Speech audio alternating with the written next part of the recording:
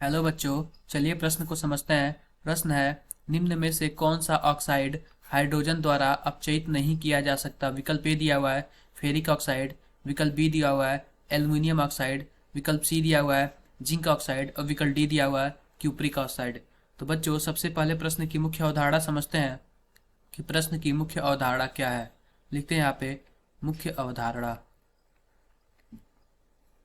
तो बच्चों, मुख्य अवधारणा में हम यह देखेंगे कि जो मानक अपचयन विभव होता है, मानक अपचयन विभव का क्रम, विभव का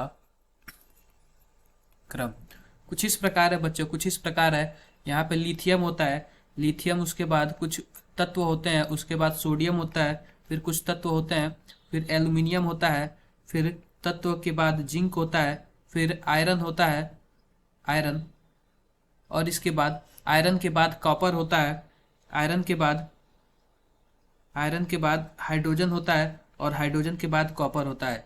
इस प्रकार अगर हम बात करें तो सबसे ऊपर, इस प्रकार हम बात करें तो जो जो विद्युत रासायनिक श्रेणी में यानी कि मानक अपचयन विभव यानी जो सबसे ऊपर होता है वह अपने नीचे वाले धातुओं के ऑक्साइड से उसको अपचयित कर देता है। यानी कि अगर हम बात करें तो सबसे नीचे यहाँ पे कॉपर है और जस्ट कॉपर के ऊपर हाइड्रोजन है।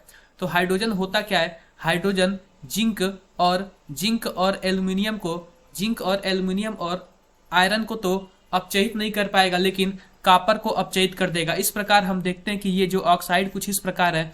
विकल्प पहले की बात करें तो फेरिक ऑक्साइड यानी Fe2O3, विकल्प दूसरे की बात करें तो एल्युमिनियम ऑक्साइड Al2O3, और विकल्प तीसरे की बात करें तो जिंक ऑक्साइड ZnO, और विकल्प चौथे की बात करें क्यूपिक ऑक्साइड CuO। कुछ इस प्रकार है। अगर हम देखें कि हाइड्रोजन के द्वारा इसको अपचयित करना है तो हाइड्रोजन केवल कॉपर को ही अपचयित कर पाएगा, बाकी किसी को अपचयित नहीं कर पाएगा।